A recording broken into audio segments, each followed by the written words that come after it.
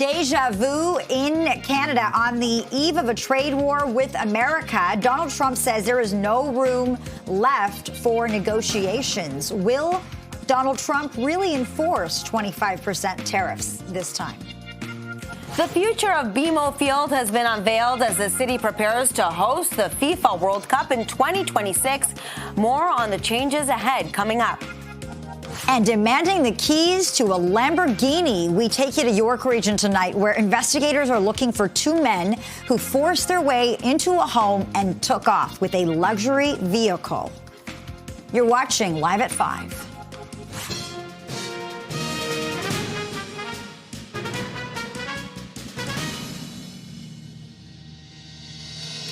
Hello, I'm Arda Zakarian. And I'm Lena Latafat. Welcome to Live at 5, and thank you for joining us tonight. U.S. President Donald Trump made it clear today that his punishing tariffs on Canada and Mexico will go into effect tomorrow.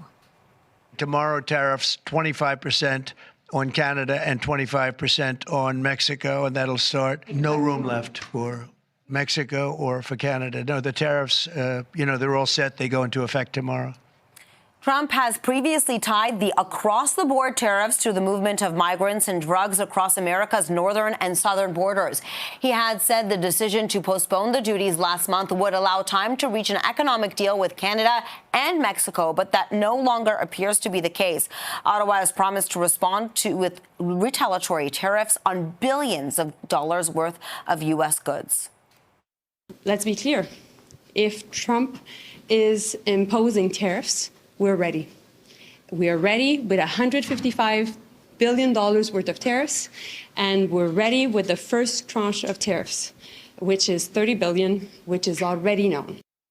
And Premier Doug Ford appeared on NBC this afternoon and says Ontario is ready to respond however necessary to the incoming U.S. tariffs. Plants will close down within a week. Assembly plants in Michigan, which is a red state. Manufacturing will stop. And the people of the U.S., which I absolutely love, the American people, they're going to be paying more. The market is going to go downhill faster than the American bobsled team.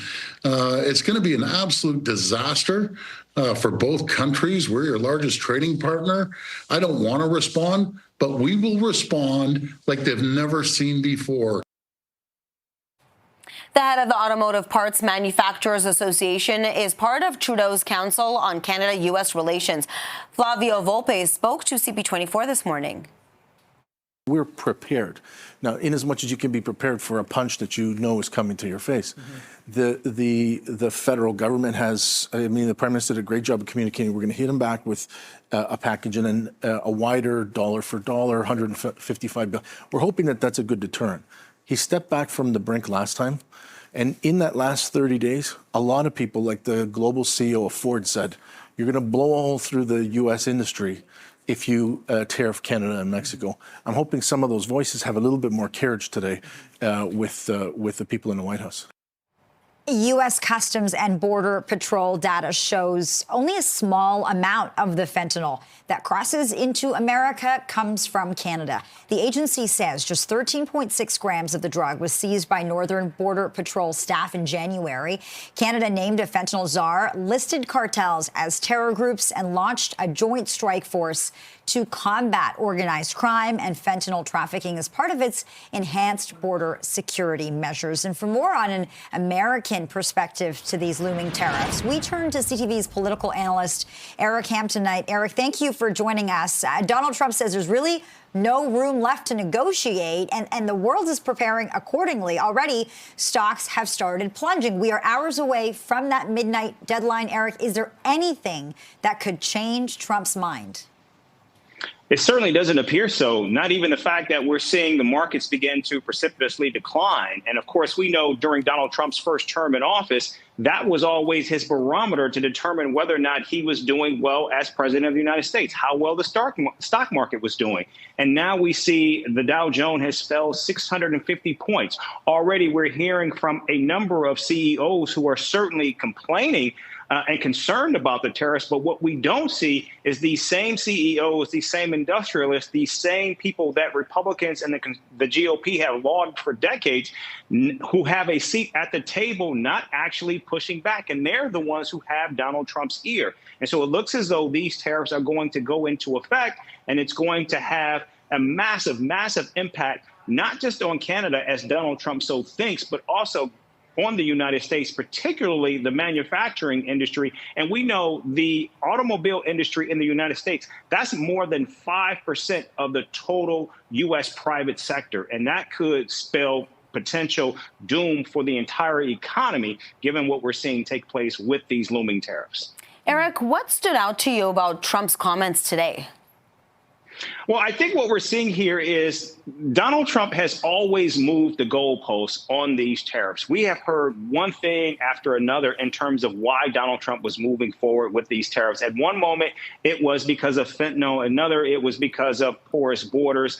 And again, I think what we're seeing here, perhaps it's cruelty. Perhaps it's Donald Trump attempting to force Canada to submit. We know that he is very serious about Canada becoming the 51st state of the United States. And so I think there is a lot going on in Donald Trump's mind as to why this is taking place. But of course, it all, unfortunately, is guided by disinformation. And I think that's what makes it so dangerous. Yeah, there's very few people in this country, at least, who think this is actually about fentanyl. There's something I've been curious about, Eric, and a lot of people have been talking about. The Democrats, they've been rather silent. And a lot of people are wondering why we don't have the likes of Barack Obama, Hillary Clinton, maybe even Joe Biden talking about this. Why do you think they've decided to stay as silent as they have? Well, because there's nothing they can do. They have no levers of power. They have no ability to actually stop Donald Trump, who has signed an executive order who will move these tariffs into place.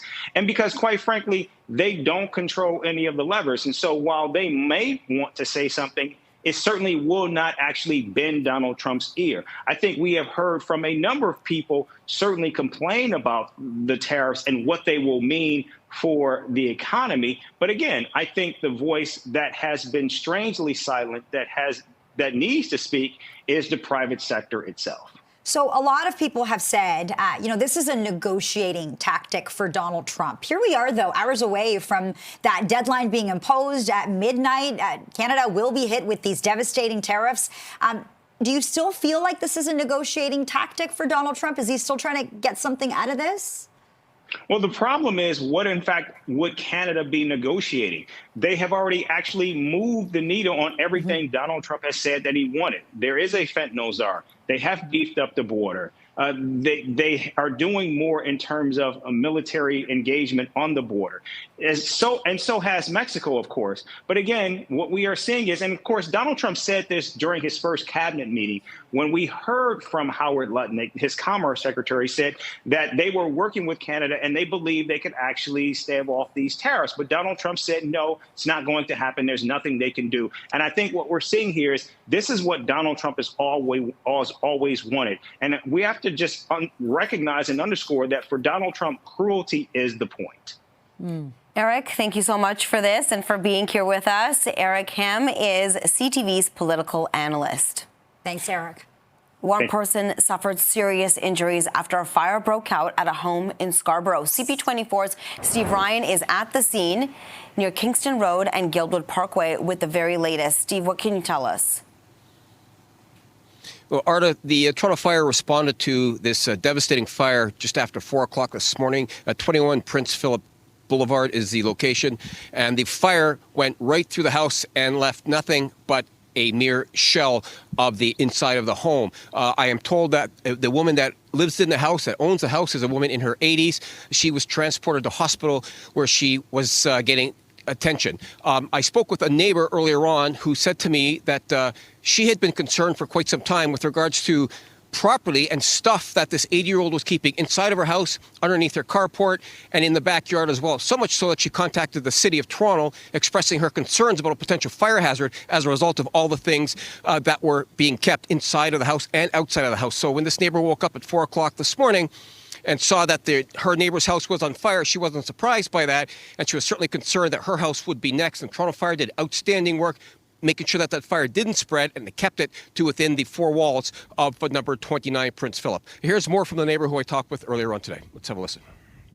It was really shocking to wake up to giant flames. I actually thought it was my house that was on fire because our entire second floor there was just orange when I got out of bed, and we heard banging on the door and we didn't know who was banging, and we kind of ignored the banging too, to be honest with you. I did, because I thought, who's banging on our house at 4 a.m?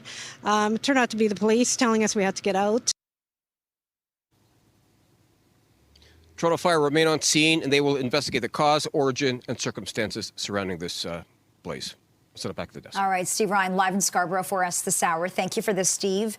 York Regional Police are searching for 2 men in connection with a home invasion in Vaughan. Police have released video of the incident. Take a look at this. It occurred around 4:30 this morning in the area of Thornhill Woods Drive and Fraserwood Road.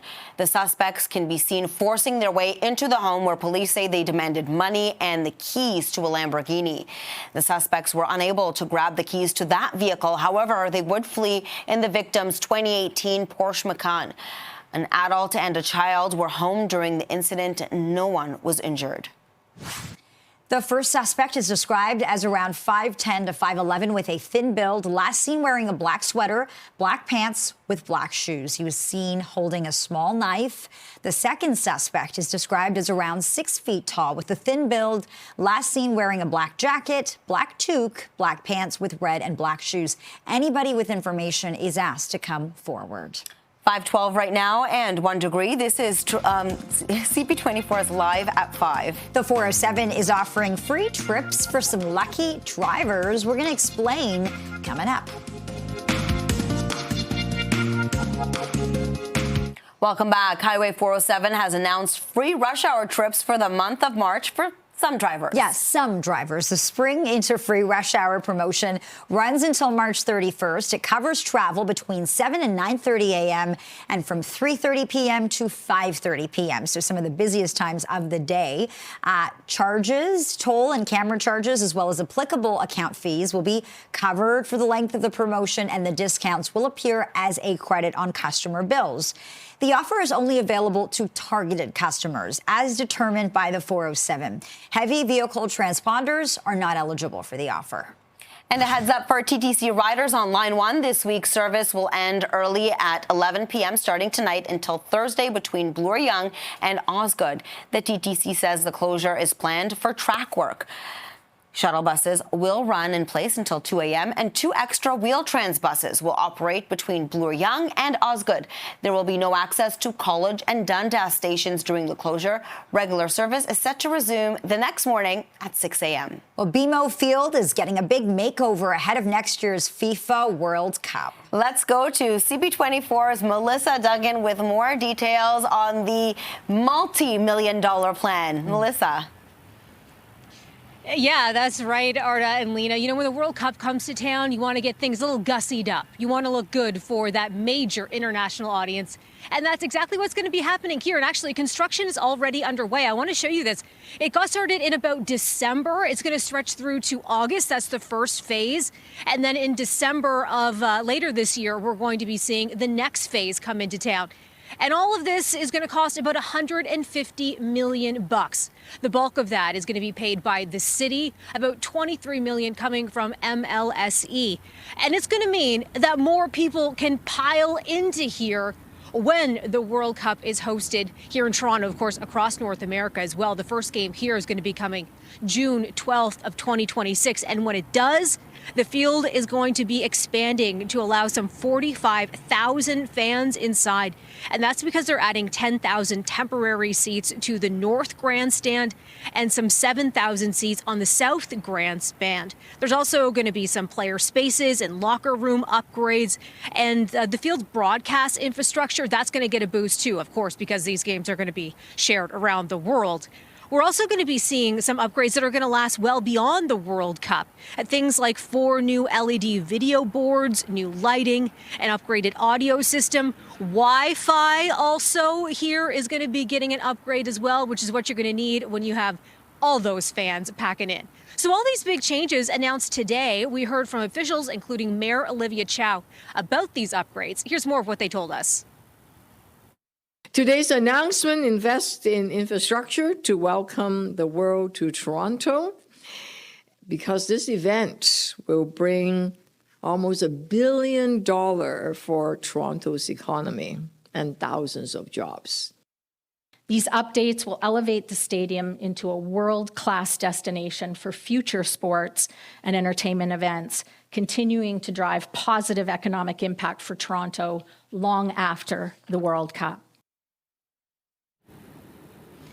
While all these upgrades are being done here while construction is underway at BMO Field, it will still be open for Toronto FC and Toronto Argonauts games, so going to be working around those schedules as well. Again, it is June 12th, 2026, when we're going to have the first of 6 World Cup games played here in Toronto. I remember when it was first announced, it seemed like 2026 was forever away. So the countdown really getting started here. It's something to keep in mind as well, Arda and Lena, when those games are being hosted here during the tournament. This isn't going to be called BMO Field. It's going to be called Toronto Stadium. Back to you. All right, Melissa Duggan, thanks so much for this. You're watching Live at 5 on Toronto's Breaking News, CP24. Prime Minister Justin Trudeau met with King Charles III today before leaving London to return to Ottawa. Images from the meeting at Sandringham House were released this morning. Details of their conversation have not been released. Trudeau was in the UK for a weekend security summit. Analysts say Trudeau's visit was meant to maintain Canada's role in the transatlantic alliance, despite U.S. President Donald Trump pulling back from NATO and blaming Ukraine for Russia's invasion. Well, former Prince Edward Island Premier Dennis King has been appointed Canada's new ambassador to Ireland. The Prime Minister's office announced today the appointment, and the King abruptly resigned as Premier and PC leader a week and a half ago, saying the decision was in the best interest for his family, the government, and PEI residents. He also resigned his seat in the legislature and said he did not want to seek re-election. The 53-year-old has been premier for nearly 6 years. Well, a Halifax area by-election will be held next month to fill a House of Commons vacancy. The Prime Minister called the April 14th by-election because longtime MP Andy Fillmore resigned to run for Halifax mayor. If a general election is called before then, the by-election will be cancelled and its candidates will be absorbed into the general election. Before Fillmore's 2015 win, the seat had been held by the NDP since 1997. At least one person has been exposed to rabies in Hamilton. This is after health officials recorded the first case of the virus in a bat this year. Hamilton Public Health says this is the first case of bat rabies in the city since August of 2024. The person who was exposed is being treated by healthcare providers. The agency says the incident is a reminder about the importance of staying away from bats and other animals that can carry the deadly disease. Hamilton is experiencing a rabies outbreak, but it has mostly been contained to raccoons and skunks. Well, today is the deadline to make a contribution to your RRSP for the 2024 tax year. A recent survey by Edward Jones found that just 39% of Canadians plan to put money into a registered retirement savings plan this year, which is down 10 points from last year. The barriers most people reported in saving for retirement included insufficient income, the high cost of living, and debt repayment. Time now is 5:22. We're sitting at 2 degrees in the city tonight, and you are watching Live at 5. The hardware has been handed out following Hollywood's biggest night. We are breaking down all of the Oscar highlights coming right up. Stay with us.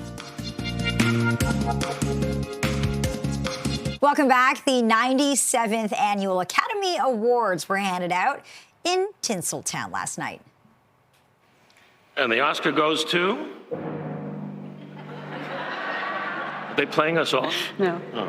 Well, maybe. Oh, Honora.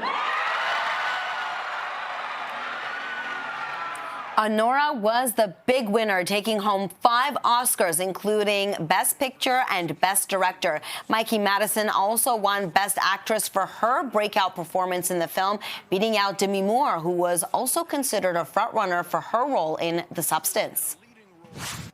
Adrien Brody took home the Best Actor award for his performance in The Brutalist. It's his second Oscar in the category, having won for the 2002 film The Pianist. Kieran Culkin won Best Supporting Actor for A Real Pain.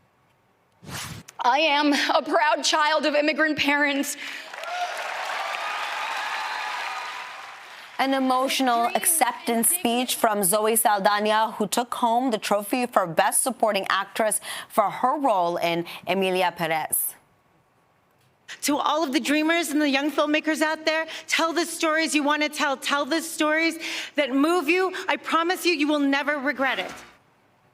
Vancouver's Samantha Kwan was one of the producers of Honora. She accepted the Best Picture award last night. 2 more BC natives were winners as well. Stephen James and Reese Salcombe won the visual effects Oscar for Dune Part 2. So really good to see that Canadian representation.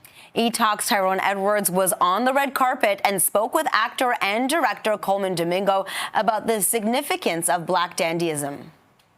Is the history of tailoring that Black men have also always done, innovated with, how we create ourselves, especially when we started to create ourselves from nothing and actually present ourselves. I mean, look at us, the way we tell our story. We don't allow the universe to tell us who we are. We do it from the ground up. So really, superfine is actually a wool that, actually former slaves they would use, they would wear, and that's why it's called superfine tailoring. And they would put on their super fine wool to feel fantastic. Film critic Richard Krause spoke to us about the big night for Honora at the Oscars. Here's more from him. Last night was Honora's night. They won 5 out of 6 Academy Awards that they were nominated for. Sean Baker, the director, won 4 awards, making him the most, the most decorated director for one film in Oscar history. Mikey Madison took the Best Actress category over Demi Moore, and that was a surprise. A full list of winners is available on our website, CP24.com. Well, you're watching Toronto's Breaking News live at 5. Donald Trump confirms tariffs will take effect on Canadian goods starting at midnight. More from the U.S. president and how officials on this side of the border are fighting back. Tomorrow tariffs 25%. Deja vu in Canada. On the eve of a trade war with America, Donald Trump says there's no room left for negotiations. Will Donald Trump really make good on his threats? The future of BMO Field has been unveiled as the city prepares to host the FIFA World Cup in 2026. More on the changes and what fans can expect. That's coming up. A serious house fire in Scarborough sends one person to hospital with serious injuries. We have more on what caused it. You're watching Live at 5.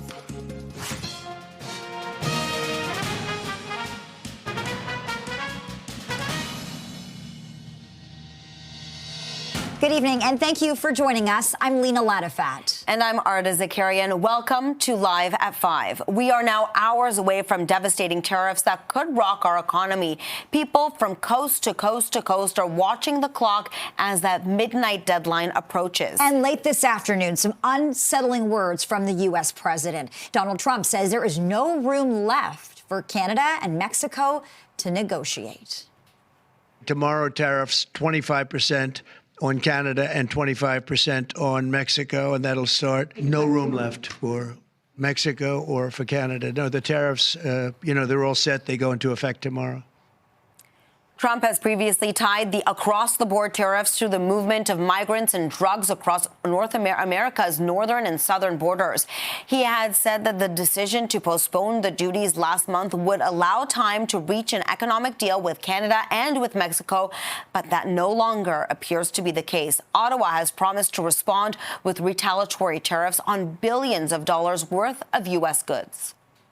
We know that this is an existential threat to us. And there are thousands of jobs in Canada at stake. Now, we've done the work. We are ready should the U.S. decide to launch their trade war. We will be ready. We are not looking for this. We're not seeking this.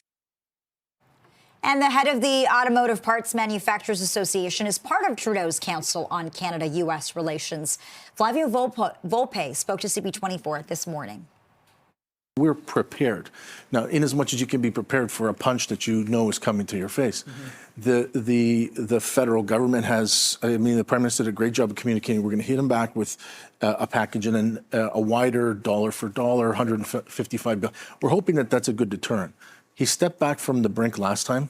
And in that last 30 days, a lot of people, like the global CEO of Ford said, you're going to blow a hole through the U.S. industry if you tariff Canada and Mexico. I'm hoping some of those voices have a little bit more carriage today with the people in the White House. U.S. Customs and Border Patrol data shows only a small amount of fentanyl that crosses into America actually comes from Canada. The agency says just 13.6 grams of the drug was seized by Northern Border Patrol staff in January. Canada named a fentanyl czar, listed cartels as terrorist groups, and launched a joint strike force to combat organized crime and fentanyl trafficking as part of its enhanced border security measures. And with Trump's tariffs set to take effect tomorrow, many Canadians are concerned about the impact it could have on them. For more on this, we're joined by CTV News political commentator and former NDP leader Tom Mulcair. Mr. Mulcair, always good to see you, and thank you for joining us. Great to be with you and to be with Arda. Look, economists all over the country are holding their breath tonight. Trump's words have already sent stock markets plunging. From a diplomacy standpoint, and you've been in very important rooms talking about this kind of thing, is there anything the Canadians can do to stop this? Well, very little, to the extent that if we're going to learn it as it comes out of Donald Trump's mouth, I think it's almost fair to say that Donald Trump's going to know what it is when he hears it come out of his mouth, because he's been making this up as he goes along. For weeks now, he's been saying one thing and then it's opposite, and he keeps changing the date and he keeps changing what's going to be covered. I believe that the game will be accomplished by Trump as long as he puts a 25% tariff on something. Because there are enough smart people around him who have told him that his 25% tariffs, for example, across the board on steel and aluminum, would actually be a consumer tax on everything that American consumers buy, from their appliances to their pickup trucks. And that's what he doesn't want, is Americans being mad at him for fueling inflation. So he's got to be careful. Tom, Canada is ready to retaliate dollar for dollar. How do you expect Donald Trump to react to that? He's already threatened to have even more countervailing duties if we were to ever respond to his tariffs. That's the pure bluster that is Donald Trump. I think that we've got a good plan. I think that the smartest thing that our government has done is to seek the counsel and the advice of people like the Automobile Parts Manufacturers Association, perfect case in point of an industry that could be hard hit by this, and keeping our powder dry. In other words, it's been shadow boxing. Donald Trump does like talking to himself. He likes being in front of the cameras. He's always spouting off about something. But what are the details actually going to be? Because it's one thing to say on a podium that you're going to do this and that and the other thing. It's quite another to put that into effect. He says it's all going to be into effect tomorrow.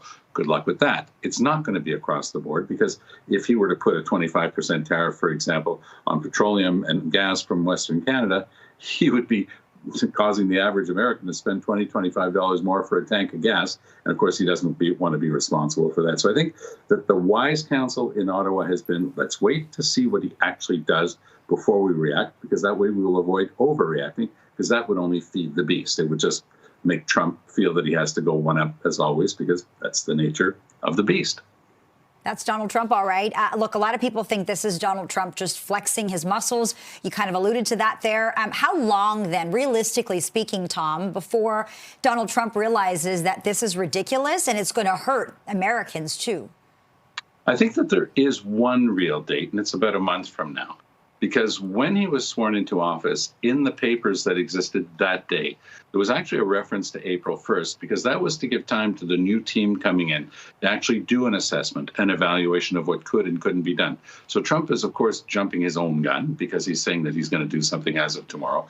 But I would keep an eye on that date. And that could, by the way, come right in the middle of a new federal election campaign, which of course would cause havoc in and of itself. But I think that that's probably what we're looking at. More of the same right into April and then beyond, because of course this has to be litigated. He uses the use of fentanyl, by the way, as a way to get around the Canada-US-Mexico trade deal. You're not allowed to break a deal like that. But there's always a clause in the American law that says, oh, but by the way, if it's a question of national security, then you can throw out your existing treaties and trade deals. Well, he's invented a fentanyl problem with Canada. They know that it's non-existent. They know that it's 0.2% of the fentanyl that comes in the States that comes in from Canada. But it doesn't stop them. The rhetoric today was unbelievable from some of his senior cabinet secretaries saying Canada is bringing in these dangerous drugs that are murdering Americans. I mean, talk about overheated rhetoric. But again, they're all a reflection of their master's voice, and they all talk the same way for now. Okay, and that deadline is midnight tonight. Tom Mulcair, watching this so closely. Thanks, Tom. Be with you soon. Good to be with you. Thank you. BMO Field is getting a makeover ahead of next year's FIFA World Cup. Let's go live to CP24's Melissa Duggan with all those details. Melissa, you said you remember when this was announced, and it was a long time ago, I think even before COVID. Yeah, it was many years ago, and now next year is when we're going to be seeing the first ever men's FIFA World Cup game on Canadian soil played right here in our city. And there needs to be some construction that needs to wrap up before things get hosted here because upgrades are underway. Actually, work is being done right now. It got started in December, actually, and we're going to see this round wrap up this summer. And then after that, another round is going to continue. It's going to stretch until early 2026 as well. All in all, the cost of these upgrades, about $150 million. The bulk of that getting paid for by the city. MLSE tossing in about $23 million. It's going to see a bunch of upgrades, things like 4 new LED video boards, some new lighting, an upgraded broadcast area as well. We're also going to be seeing concession stands getting an upgrade because you want some good snacks when you're watching the game. The Wi-Fi system also is going to be improved. And we're also going to see some of these things kind of carry over after the World Cup is hosted here. There's going to be a ticketed rooftop patio with 1,000-person capacity that's going to be added as well. So more fun to be had here during the World Cup and then after. But I think the big thing that people are talking about is just being able to squeeze in more football, soccer fans. I think we're going to have to debate before the World Cup begins which one we're actually going to go with for this. But we're going to see some 45,000 plus people squeeze into here. And that's because they're adding some 10,000 temporary seats to the North Grandstand and 7,000 on the South Grandstand. So all that to say, changes are coming to BMO Field as we welcome the world to watch 6 games played here. We heard from officials with the tournament today who are explaining what we can expect. Have a listen. Together, we are preparing to not only host the world's biggest sporting event, but we're also creating a lasting legacy for our community, sports fans, and athletes long after the final whistle. There have been World Cups in the past, of course, in other nations, on other continents, but there's no way any of those will come close to what a 2026 16-market World Cup will look like. And I can tell you, all of us associated are just unbelievably proud that we're going to be a part of it. A new state-of-the-art kitchen also going to be built, just as part of more of those snacks you can experience when you come see games here. Again, 6 games in all going to be coming to BMO Field, which will be called Toronto Stadium during the length of the tournament, June 12th, 2026. That's the first match. Back to you. Okay, going to be an exciting time. Melissa Duggan live at the BMO Field, or should I say the Toronto Stadium. Thanks for this, Melissa. And staying with exciting sports news, tennis icon Serena Williams is buying a stake in Toronto's WNBA team.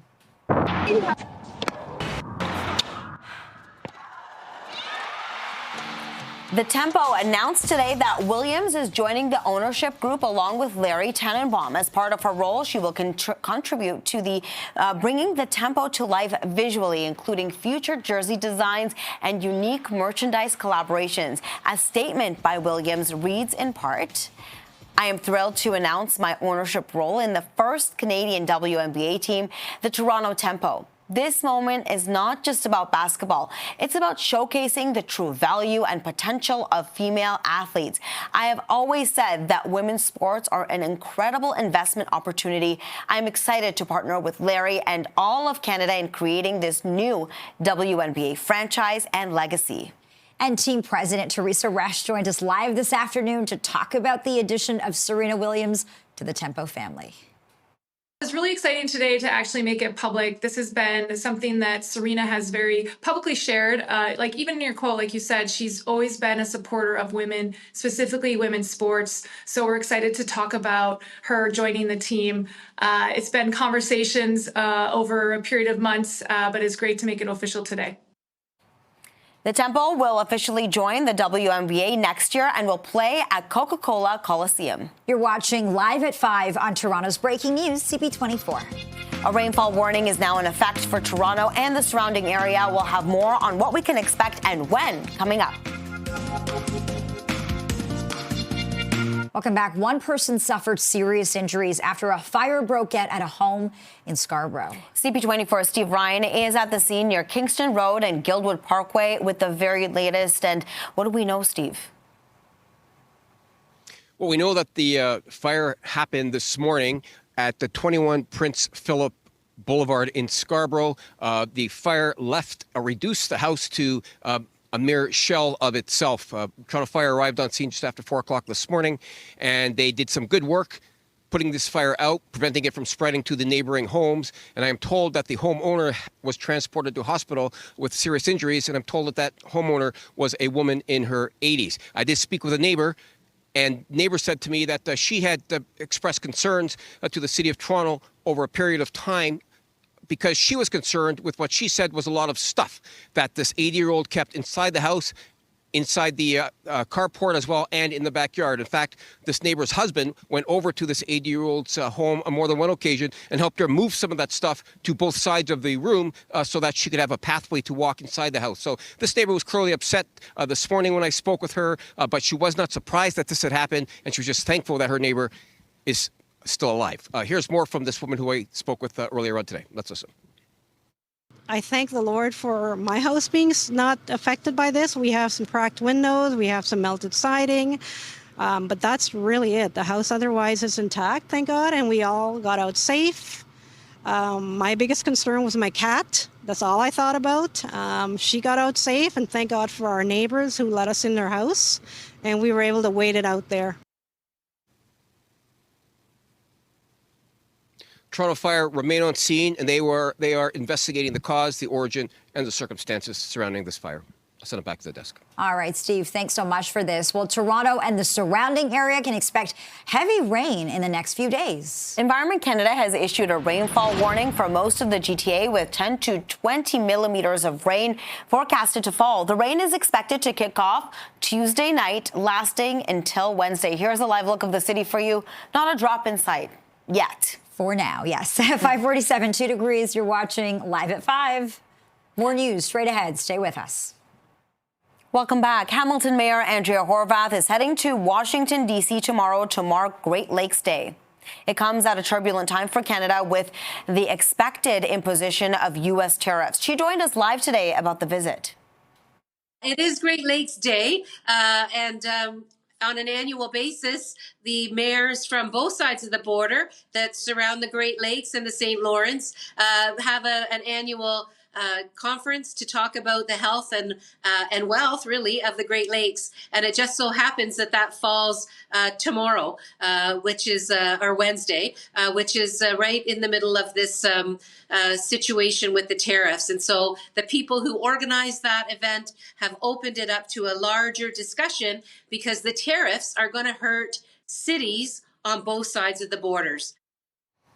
Hamilton is especially vulnerable to U.S. tariffs as it's among the biggest steel producers in Canada.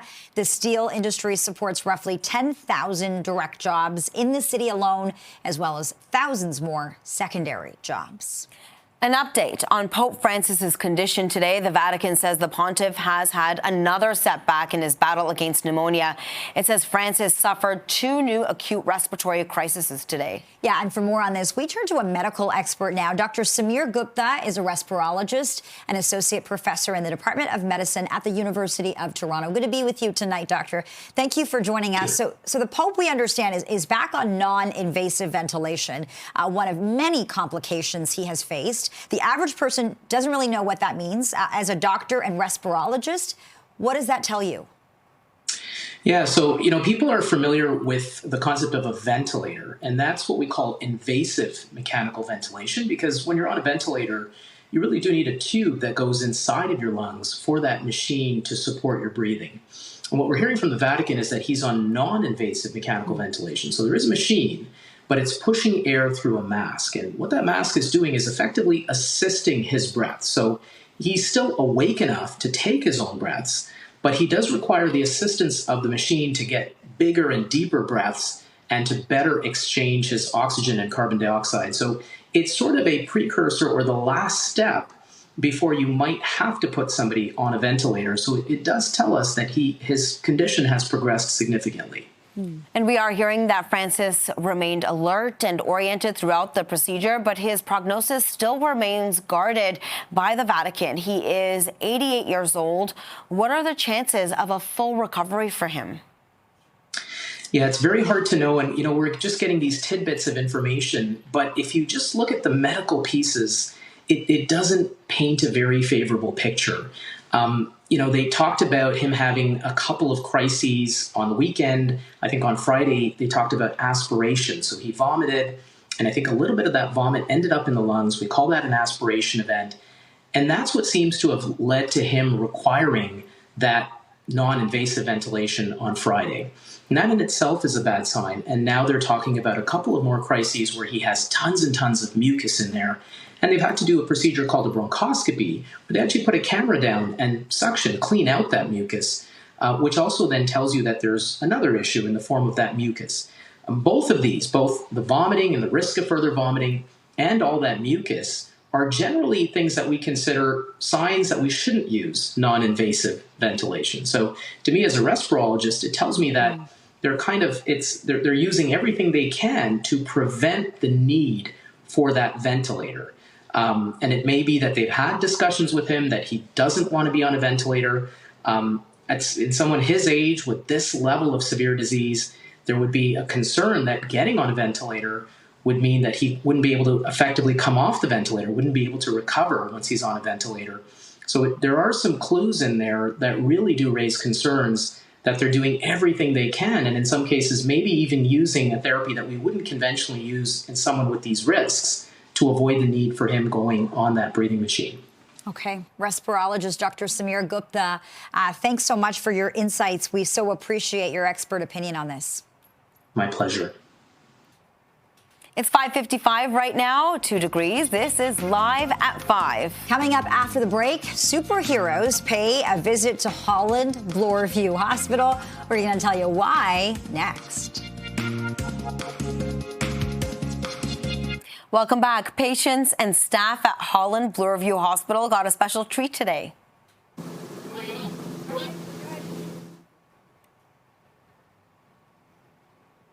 As part of its annual Capes for Kids fundraiser, a group of superheroes in costumes rappelled down the outside of the hospital to the delight of the kids watching. The event supports young people with disabilities and developmental differences and their families. People can wear capes to celebrate their fundraising goals or sponsor someone in a cape. One of the great things about Capes for Kids is it's about everybody in the community joining forces with the superheroes from Holland Bloorview. And we love that whether you're a kid at Holland Bloorview, a CEO on Bay Street, or somebody that rappels off buildings, we can all wear a cape together to talk about disability inclusion and raise funds for Holland Bloorview. We spoke to some kids at the hospital today, including a very young Spider-Man fan. He's climbing walls. He climbs walls. And his Spider-Man suit. And his Spider-Man suit. And his Spider-Man webs. Just like let all my stress of physios and stuff out, and I can just have fun. They were crashing into each other and all that stuff, and I thought it was pretty funny. Oh, it's so good. And they do this every year. Since 2017, the campaign has raised over $6.5 million for the hospital, and organizers are hoping to raise another $1 million this year. You're watching Toronto's Breaking News, CP24. Thanks for watching. CTV News at 6 is next.